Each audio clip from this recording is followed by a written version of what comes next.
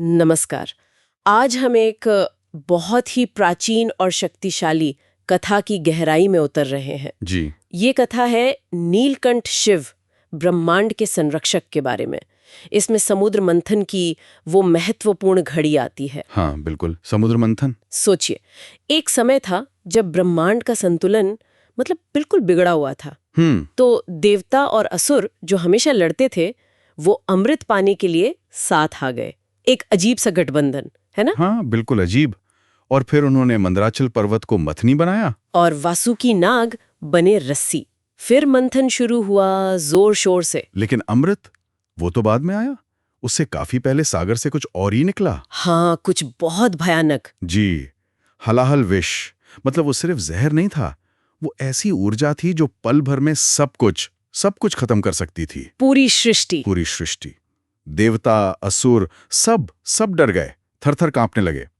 कहते हैं ब्रह्मा और विष्णु भी चिंतित हो गए थे। उनके पास भी कोई तुरंत उपाय नहीं था। उस वक्त नहीं, ब्रह्मांड सचमुच विनाश के कगार पर था, बिल्कुल मुहाने पर। बाप रे, सब बेबस थे, पीछे हट गए और यहीं से कहानी असल में यादगार बनती है। हाँ, जब लगा कि अब कुछ नहीं हो सकता, सब उम्मीदें खत्म। तब कैलाश से कौन आते हैं? भगवान शिव। और उनके चेहरे पर डर नहीं। नहीं, डर तो बिल्कुल नहीं। एक शांत सी मुस्कान थी, कहते हैं। और फिर उन्होंने जो किया, वो तो कमाल ही था। हाँ, बिना सोचे, बिना एक पल की भी हिचकिचाहट के उस भयानक हलाहल को उठाया और पी गए। लेकिन यहाँ एक बहुत जरूरी बात है ना? बिल्कुल। महत्वपूर्ण। शिव ने उस विष को न तो पूरी तरह निगला कि वो शरीर में फैल जाए। हाँ, और न ही उसे उगला कि बाहर तबाही मचाए।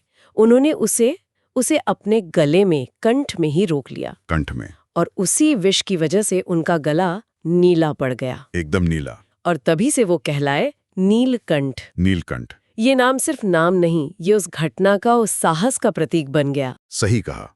और ये भी देखिए कि शिव ने ये तब किया जब पता नहीं था कि मंथन से अमृत निकलेगा भी या नहीं, या और क्या निकलेगा। फल की चिंता नहीं की। बिल्कुल नहीं, कोई प्रतीक्षा नहीं। बस एक ही ध्येय था, सृष्टि को बचाना। ये उनके चरित्र का एक मुख्य पहलू है। इसे हम कह सकते हैं परिणाम निरपेक्ष कर्तव्य। ये सिर्फ एक कहानी नहीं रह जाती, फिर इसका मतलब बहुत गहरा है। बहुत गहरा। ये सिर्फ त्याग नहीं है, ये वो लीडरशिप है, वो क्षमता है जो संकट में बिना अपना फायदा नुकसान देखे सबसे मुश्किल काम करने को तैयार हो जाए, सबके भले के लिए। निस्वार्थ सुरक्षा। बिल्कुल। कर्तव्य परायणता का सबसे बड़ा उदाहरण। जब सब अपने लिए अमृत खोज रहे थे, शिव ने सबके लिए विष पी लिया। हाँ, और यही शिवत्व है, उनका असली स्वभाव। वो विनाशक शक्तियों को भी अपने अंदर समाकर संतुलन बनाते हैं। ये सिर्फ बाहरी संकट टालना नहीं है, ये अंदर की स्थिरता भी है। इसी से जुड़ा एक और पॉइंट है, ये कहानी हमें सिखाती है कि जब दुविधा हो, सही गलत का हिसाब लगाने से पहले प्रेम और कर्तव्य को देखना चाहिए। हाँ, शिव का फैसला किसी नियम से नहीं, बल्कि सृष्टि के लिए उनके प्रेम और एक संरक्षक के तौर पर उनके कर्तव्य से आया था। ये आज के लिए भी बहुत प्रासंगिक है।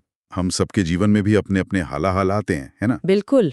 गुस्सा, जलन, दुख, समाज की नकारात्मकता, बहुत कुछ। तो नीलकंठ की कथा हमें सोचने पर मजबूर करती है कि हम इन जहरीली चीजों से कैसे निपटते हैं। क्या हम उन्हें पीकर खुद को खत्म कर लेते हैं? या फिर दूसरों पर उगल देते हैं और फैलाते हैं? या फिर शिव की तरह क्या हम उस नेगेटिविटी को, उसे अपने अंदर रोक सकते हैं, उसे समझकर बिना खुद को नुकसान पहुंचाए उसे शांत कर सकते हैं, स्थिर रह सकते हैं? और यही आज के लिए शायद सोचने वाली बात है कि जब दुनिया की ये सारी नकारात्मकता हमें घेरती है, तो उसे खुद पर हावी हुए बिना उसे संतुलित कैसे करें। नीलकंठ का ये रूप हमें उस आंतरिक शक्ति, उस स्थिरता के बारे में क्या सिखाता है, जिससे हम जीवन के विष को पीकर भी शांत रह सकें, अविचल रह सकें। इस पर सोचना चाहिए।